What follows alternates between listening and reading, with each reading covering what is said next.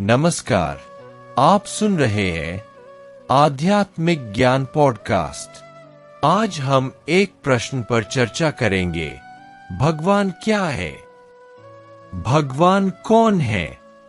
क्या वे एक शक्ति है, एक चेतना या एक भावना? क्या वे मंदिरों और धार्मिक ग्रंथों तक सीमित है या हर जगह उपस्थित है? चलिए आज हम इस प्रश्न को समझने की कोशिश करते हैं आध्यात्मिक और दार्शनिक दृष्टि से। भगवान की परिभाषा हर संस्कृति, धर्म और व्यक्ति के दृष्टिकोण के अनुसार बदलती रहती है। हिंदू धर्म में भगवान को ब्रह्मा, विष्णु, महेश के रूप में देखा जाता है, जबकि ईसाई धर्म में ईश्वर को परमपिता परमेश्वर कहा जाता है। इस्लाम में अल्लाह सर्वशक्तिमान है और बौद्ध धर्म में आध्यात्मिक चेतना को ही परम तत्व माना गया है।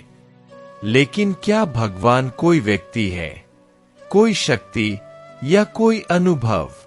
हम आगे इसे गहराई से समझेंगे।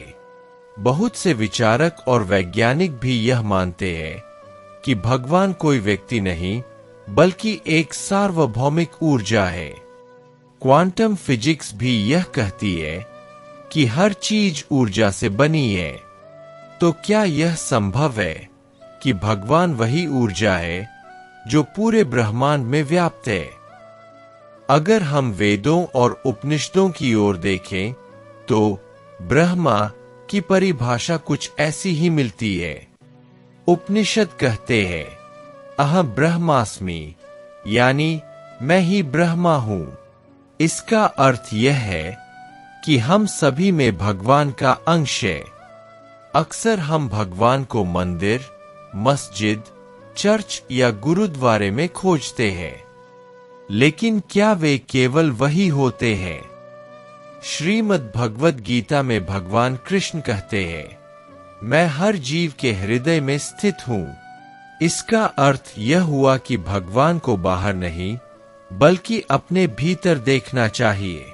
कबीर दास जी ने भी कहा है, मोको कहा ढूंढे रे बंदे, मैं तो तेरे पास में, न तीरथ में, न मूरत में, न एकांत निवास में। यानी भगवान को बाहर नहीं, अपने मन और आत्मा के भीतर खोजो। अगर भगवान बाहर नहीं बल्कि हमारे भीतर है तो उन्हें महसूस कैसे करें? यहाँ कुछ आध्यात्मिक विधियां हैं जो हमारी मदद कर सकती है। एक, ध्यान, मेडिटेशन। ध्यान से हम अपनी आंतरिक शांति को महसूस कर सकते हैं, जिससे हमें भगवान का अनुभव हो सकता है। दो, प्रकृति से जुड़ना। भगवान को प्रकृति में भी देखा जा सकता है। एक फूल में, बहते पानी में, सूर्य की रोशनी में। तीन, निस्वार्थ सेवा। सेवा भाव। जब हम दूसरों की निस्वार्थ सेवा करते हैं तब भी हम भगवान के अस्तित्व को महसूस कर सकते हैं। चार, प्रेम और करुणा। सच्चा प्रेम और करुणा ही भगवान का स्वरूप है। जब हम बिना किसी स्वार्थ के प्रेम करते हैं तो हम भगवान को अपने भीतर महसूस कर सकते हैं।